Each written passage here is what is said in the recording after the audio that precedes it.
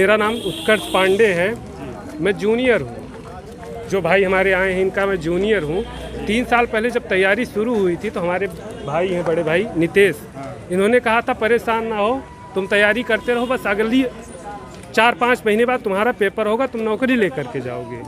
हालत ये हो गई है, शारीरिक हालत, सीना दर्द करता है, सीना दर्द कर रहा है। दाल चावल खा के सोना, और हर बार रोज़ पेपर में निकलता है कि बस पेपर होने वाला है। टीजीटी पीजीटी, मैं हिंदी से टीजीटी पीजीटी और जितने भी राज्य हैं उन सब से हिंदी की तैयारी करता हूँ। लेकिन जहाँ भी बीजेपी की सरकार है वहाँ पर कोई वांट नहीं आ रहा। हम लोग तैयारी कर रहे हैं।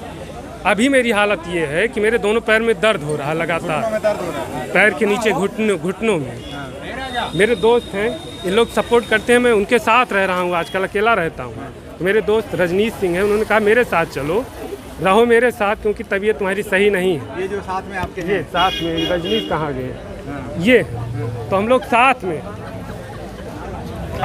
अभी मेरा नंबर का कुछ पता नहीं, पेपर कब होगा क्या होगा। और घर वाले भी अब सब साथ ज़्यादा दिन तक नहीं देंगे, क्योंकि वैसे फैमिली से नहीं हूँ कि बहुत बड़ा घर हो, परिवार हो, बहुत सामान्य आर्थिक स्थिति उतनी उत्तम नहीं है। लेकिन क्या करूँ, मन करता है कि कभी कभी ये लगता है कि जिंदा ही ना रहूँ। बार बार मैं अपने दोस्तों से कहता हूँ भाई जीने का मन नहीं कर रहा, क्या करूँ, कुछ समझ में नहीं आ रहा। ये हालत है छात्रों की। ये मेरी कथा है, ऐसी बहुत सारी आपको कथाएँ मिलेंगी। सलोरी में चले जाइए, बघाड़े में चले जाइए, ऐसे तमाम लड़कों का दर्द है।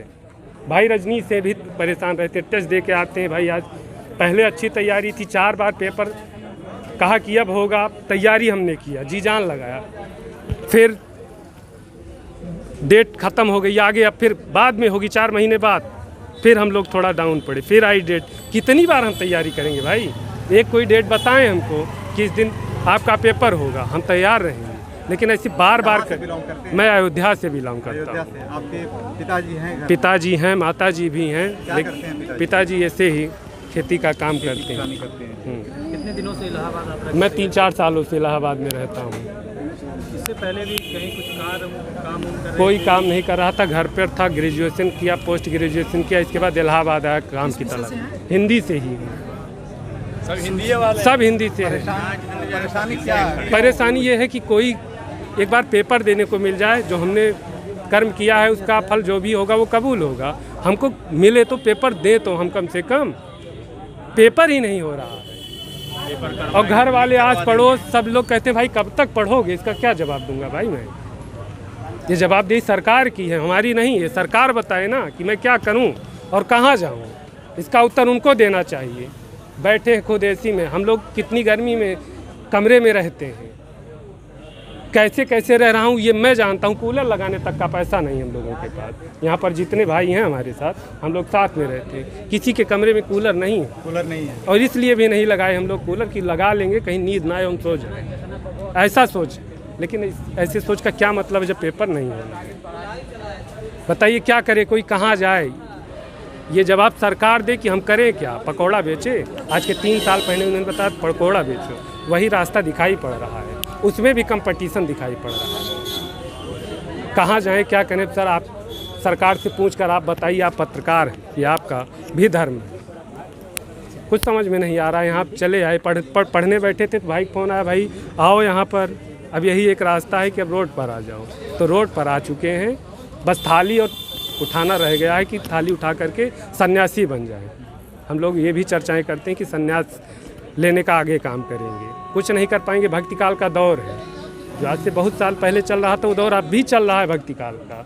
आप चंदन लगाइए, 4 रामचरितमानस की चौपाई पढ़िए, आपको इज्जत मिलेगी। लेकिन आप हिंदी पढ़ेंगे, उसकी कोकोई वैल्यू नहीं, ना तो कोई हमको 3000 का काम देने को तैयार है, क्योंकि कंपटीशन इतना है। हमारे ही एक मित्र हैं, 2500 पर काम करते हैं।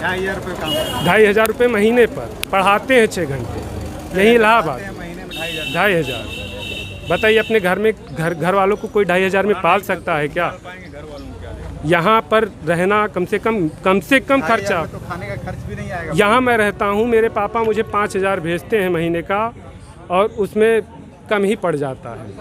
कम पड़ेगा 5000 में 3000 2500 किराया दे दिया। इसके बाद कैसे कैसे रह रहे हैं उसको वो बताने लायक नहीं है, उसका वर्णन नहीं किया जा सकता है। बाकी योगी जी इन परिस्थितियों में तो आदमी को रोना आएगा। रोना आएगा। मर रहे लोग आत्महत्या भी करते हैं बघाड़े में, सलोरी में। आए दिन पेपर में भी 2 दिन पहले एक लड़का मर गया फांसी लगा करके। इसी पर परेशान बेरोजगार है, बेरोजगारी क्या ना करा दे।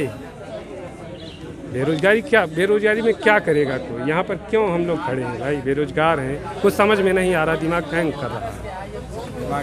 एक सीमा होती है, हर चीज़ की सीमा होती है कि आप इतने टाइम इतने काम को दे ही सकते हैं। आप क्या आजीवन कैमरा लेकर ऐसे थोड़ी ना खड़े रह पाएंगे। आज के 20 साल में मिलूँगा, शायद लाठी लेकर आप चलें। तो वही है पढ़ाई का भी दौर कि हम इतने ही दौर तक बहुत मन से कर सकते हैं, इसके बाद अवसाद होता है, फिर विकार उत्पन्न होगा, फिर हम आत्महत्या करेंगे, कुछ और करेंगे, कहीं बाहर चले जाएंगे। लेकिन ये तो समाधान नहीं हुआ। समाधान नहीं होती। आपने जो पढ़ाई की है उसमें सिखाया जाता वही है कि पढ़ाई ही है, संघर्ष करना चाहिए आदमी को। वही पढ़ाई है जो निराश नहीं होना चाहिए। वही पढ़ाई है जो आज हम लोग यहाँ खड़े हैं। अगर वही ढंग की पढ़ाई ना होती, शायद बीजेपी का दौर होता, आज के 20 साल पहले तो हम लोग सन्यासी हो गए होते, माथे पर चंदन होता, एक सारंगी होता और गाना गा रहे होते। ये दौर होता। हम भक्ति काल में जीने के लिए नहीं पैदा हुए, हम आधुनिक हैं, हो चुके हैं। मानव का काम है आधुनिक होते रहना। ठीक है, भक्ति अच्छी बात है, श्रद्धा रखना अच्छी बात है, लेकिन एक जो पैमाना बनाया गया है कि हम बढ़ते चलेंगे।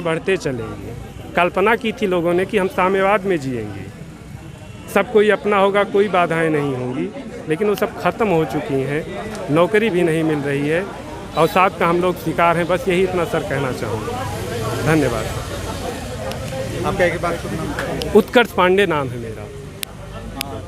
अयोध्या का निवासी हूँ मैं। अयोध्या के एक छोटे से गांव सनेतू का, जहाँ के देवी दीन पांडे थे जिन्होंने लड़ाई लड़ी थी राम मंदिर के लिए। मैं उन्हीं के परिवार से बिलोंग करता हूँ, देवी दीन पांडे के ही परिवार से, उन्हीं का वंशज हूँ। 4 साल से यहाँ पर हैं? हाँ, 4 साल से हूँ।